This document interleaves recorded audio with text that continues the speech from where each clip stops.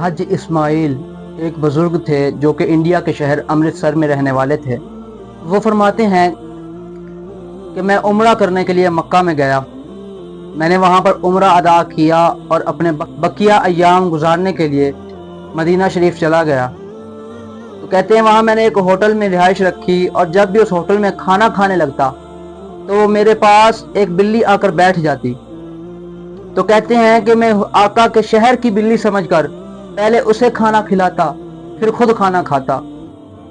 تو کہتے ہیں یہ معمول بن چکا تھا، میں جب بھی کھانا کھانے کے لیے بیٹھتا وہ بلی میرے پاس آ کر بیٹھ جاتی، میں پہلے اسے کھانا کھلاتا پھر خود کھانا کھاتا۔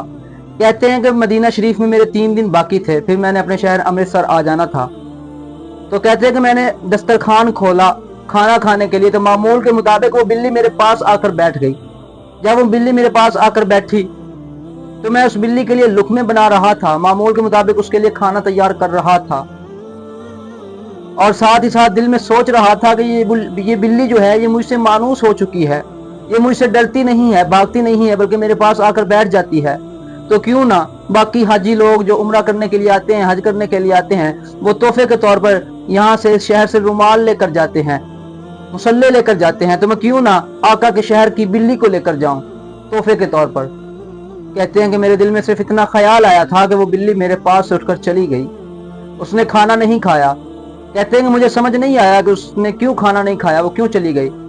تو کہتے ہیں کہ جب بھی آذان ہوتی تو میرا معمول تھا کہ میں مسجد نبوی میں نماز ادا کرتا، اور نماز ادا کرنے کے بعد آقا علیہ السلام کی بارگاہ میں تشریف لے جاتا، وہاں جالیوں پر سلام عرض کرتا اور واپس چلا آتا۔ تو کہتے ہیں کہ نماز ادا کرنے کے بعد میں جب جالیوں پر سلام عرض کرنے کے لیے گیا تو میں نے وہاں دیکھا کہ وہ بلی جالیوں کے ساتھ بیٹھی ہوئی تھی۔ کہتے ہیں کہ مجھے سمجھ میں نہیں آیا، لیکن خیر میں نے سلام عرض کی اور واپس چلا آیا۔ کہتے ہیں جب میں نے اگلی نماز ادا کی اور پھر جالیوں پر سلام عرض کرنے کے لیے گیا تو میں نے دیکھا کہ وہ بلی پھر وہیں پر بیٹھی ہوئی تھی۔ کہتے ہیں مجھے پھر سمجھ میں نہیں آیا۔ پھر فرماتے ہیں کہ میں نے عشاء کی نماز ادا کی، اور عشاء کی نماز ادا کرنے کے بعد جب میں جالیوں پر سلام عرض کرنے کے لیے گیا تو میں نے دیکھا کہ وہ بلی پھر وہیں تھی۔ تو مجھے سمجھ آ گیا کہ جب اس بلی کو بھوک لگتی ہے تو یہ کھانا کھانے کے لیے کسی نہ کسی ہوٹل میں چلی جاتی ہے، جب اس کا پیٹ بھر جاتا ہے تو یہ واپس یہاں پر جالیوں پر آ جاتی ہے اور یہیں پر رہتی ہے، کیونکہ اس کا ٹھکانہ یہی ہے۔ تو اس حاجی اسماعیل کہتے ہیں کہ میرے دل میں خیال پیدا ہوا، چونکہ بلی کا ٹھکانہ یہی ہے تو صبح جب آخری سلام عرض کرنا ہے، یہ یہاں پر ان کی آخری رات تھی جب انہیں یہ واقعہ پیش آیا۔ تو کہتے ہیں جب میں صبح آخری سلام عرض کرنا ہے تو میں جاتے ہوئے اس بلی کو ساتھ لے کر جاؤں گا تحفے کے طور پر۔ کہتے ہیں کہ میں نے پنجرا بھی خرید لیا تھا۔ پھر کہتے ہیں کہ جب میں رات کو سویا، کہتے ہیں میں تو سو گیا لیکن میرے بخت جاگ اٹھے، میری قسمت جاگ اٹھی۔ امام الانبیاء آقا علیہ السلام خواب میں تشریف لائے۔ کہتے ہیں میں قدموں میں گر پڑا، آقا آپ نے ناچیز کو شرف بخشا، آپ نے ناچیز کو دیدار کروا دیا۔ تو کہنے لگے کہ آقا علیہ السلام فرمانے لگے اسماعیل تو دیدار کے قابل تو نہیں تھا، لیکن مجھے آنا پڑا۔ تو اسماعیل کہتے ہیں پریشانی کے عالم میں آقا کیا وجہ بنی کہ آپ کو آنا پڑا؟ تو آقا علیہ السلام فرمانے لگے کہ تو جا سکتا ہے اس شہر سے، لیکن میں تجھے حکم دینے آیا ہوں کہ تو اس بلی کو لے کر نہیں جا سکتا۔ تو وہ کہنے لگے آقا یہ بات تو میں نے کسی سے نہیں کہی تھی، آپ کو کیسے پتا چلا؟ تو آقا علیہ السلام فرمانے لگے کہ وہ بلی تجھے 3 دن ہو گئے ہیں، وہ جالیوں کے پاس آ کر بیٹھ جاتی ہے بغیر کچھ کھائے پیے، روتی ہے، صدائیں لگاتی ہے کہ آقا میں مر جاؤں گی لیکن تیرا شہر چھوڑ کر نہیں جاؤں گی، تیرا در چھوڑ کر نہیں جاؤں گی۔ تو آقا علیہ السلام اسماعیل سے فرمانے لگے کہ تو جا سکتا ہے، لیکن خبردار اگر تو اس بلی کو لے کر گیا۔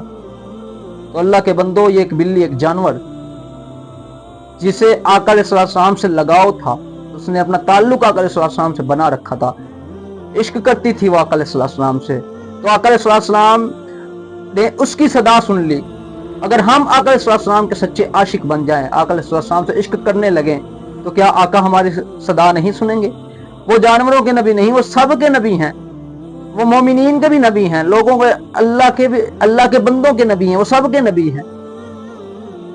فرق صرف اتنا ہے کہ ہمیں آقا علیہ السلام کے ساتھ سچا عشق کرنا ہوگا، آقا علیہ السلام کے بتائے ہوئے احکام پر عمل کرنا ہوگا، آقا علیہ السلام کی شریعت پر عمل کرنا ہوگا، تو پھر آقا علیہ السلام ہماری بھی صدائیں سنیں گے۔ آقا علیہ السلام اس قوم کی بیٹیوں کی بھی صدائیں سنیں گے۔ اگر اس قوم کی بیٹیاں ٹک ٹاک پر آ کر ناچنا چھوڑ دیں، ویڈیو بنانے کو فخر کرنا چھوڑ دیں، فخر سمجھنا چھوڑ دیں، تو آقا علیہ السلام ان کی بھی صدا سنیں گے۔ ہمیں آقا علیہ السلام سے سچا عشق کرنا ہوگا، وہ ہمارے لیے رحمت للعالمین ہیں، وہ اپنے غلاموں کی صدا سنتے ہیں، بس ہمیں ان کے غلام بن کر دکھانا ہوگا۔ ہمیں یہ دکھانا ہوگا کہ آقا ہم آپ کے سچے غلام ہیں، تو پھر آقا ہماری بھی صدا سنیں گے۔